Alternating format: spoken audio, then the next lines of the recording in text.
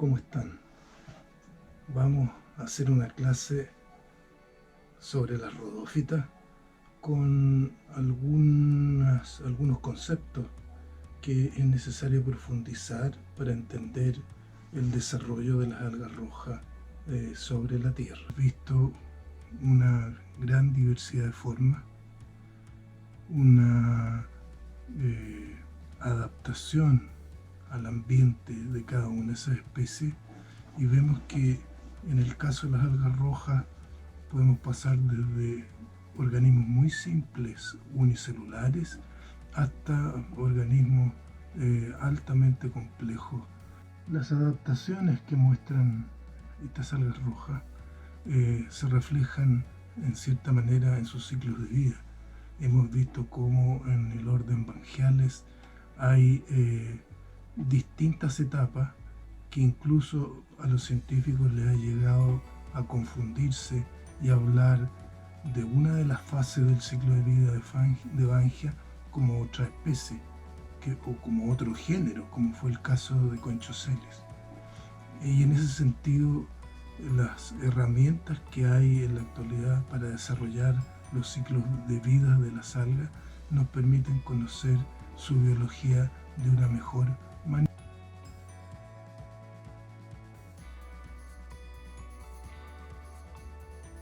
En la segunda imagen tenemos este esquema que ya lo hemos visto varias veces.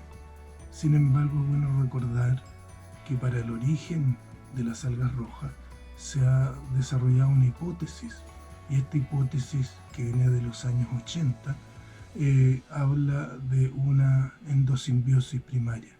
Y como lo muestra la figura, en esa endosimbiosis primaria tenemos un protista que atrapa una cianobacteria y la incluye en su organismo. Esto que parece tan simple no lo es, y tiene estricta relación con la segunda parte que vamos a ver de esta clase. Resulta que el cianobacterio tiene su genoma, tiene sus propios cromosomas, tiene su propio ADN, y sin embargo es capaz de vivir en el interior de este protista, que a su vez tiene otro ADN. Esa es una de las dificultades que existen en el proceso de endosimbiosis primaria. Por lo tanto, cuando surgen las plantas, se ha logrado descubrir que hay genes que se han perdido, hay genes que se han ganado por producto de la endosimbiosis misma, y también cuando se desarrollan los ciclos de vida hay transferencia horizontal de genes entre plantas masculinas y plantas femeninas. Y en ese sentido ustedes ven que cuando aparece esta protoalga, que es la segunda alga verde que está dentro de este protista ancestral, surgen las plantas, pero también surgen las algas verdes, surgen las algas rojas y las glaucófitas.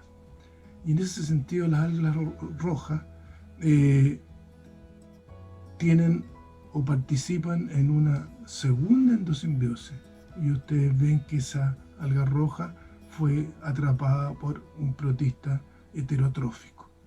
Así es que en el desarrollo de las algas rojas, si miramos con cuidado, vamos a ver que tenemos los genes del cloroplasto, que surgen en el origen de las plantas y producto de la endosimbiosis del cianobacterio.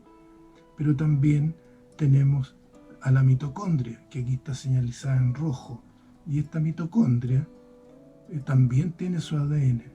O sea, en las algas rojas tenemos que hay ADN del núcleo, tenemos ADN de la mitocondria y tenemos ADN de los cloroplastos.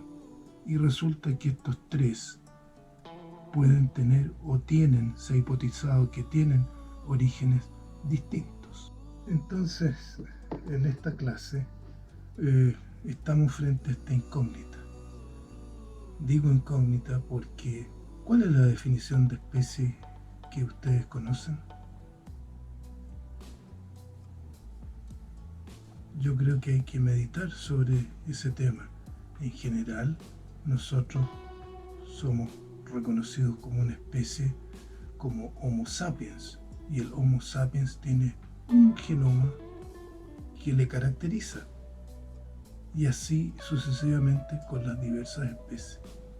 Pero cuando llegamos a este grupo de organismos, como son las rodófitas, nos encontramos con que tenemos 3 genomas dentro de cada una de sus células.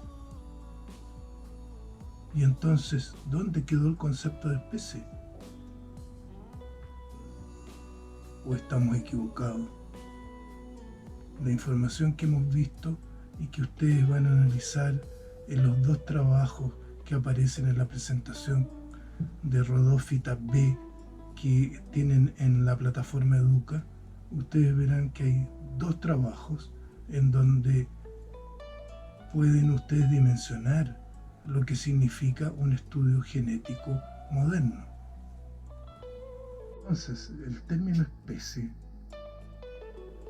que utilizamos normalmente surge como un ordenamiento de clasificación de los seres vivos.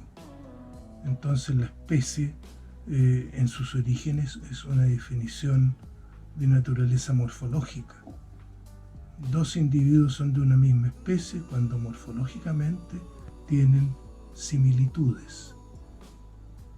Pueden ser similitudes de forma, similitudes estructurales, similitudes de diversos aspectos de un organismo. Sin embargo, con la profundización de la genética, se ha observado que 2 individuos pueden ser idénticos morfológicamente, pero tener genomas distintos. Eso, desde el punto de vista de la clasificación, es un problema. Eso ocurrió con nuestra especie de alga parda, y a lo mejor la doctora Tala ya les contó sobre este tema, pero años atrás nosotros siempre trabajamos con un güiro denominado Leysonia nigrescens, que es el que se explota mayormente a lo largo de la costa centro-norte de Chile. Producto de estudios genéticos se observó que esta especie tenía 2 genomas distintos. Un genoma que caracterizaba las plantas desde Coquimbo al norte y otro genoma para las plantas de Leysonia de Coquimbo al sur. Y así salen 2 especies distintas, Leysonia berteroana y Leysonia spicata. Entonces, la genética ha sido de gran ayuda para poder entender y caracterizar organismos semejantes, pero que tienen genomas distintos. En el caso de las algas rojas, también tenemos problemas, y muchos desde el punto de vista de clasificación. Todos desde pequeños escuchamos hablar del luche, y el luche para nosotros por muchos años fue la Porphyra columbina. Producto de estudios genéticos, se llegó a la conclusión que nunca en Chile estuvo Porphyra columbina. Lo que tenemos es un género distinto que se denomina Piropia. Y esta Piropia, hay varias especies que han surgido a lo largo de la costa chilena. Esto producto de estudios genéticos, porque morfológicamente son todas muy semejantes. Entonces yo creo que hemos discutido estas 2 posibilidades que hay en el trabajo con organismos como las algas, en el sentido de utilizar la línea morfológica o utilizar una línea genética. La verdad de las cosas es que en la actualidad el concepto de especie es muchísimo más amplio. No solo es la morfología, sino que es la fisiología del alga, la ecología del alga, los ciclos de vida del alga, aspectos morfológicos de distinto tipo y la genética del alga. Entonces, ese conjunto de observaciones en la actualidad le podríamos dar el nombre de especie.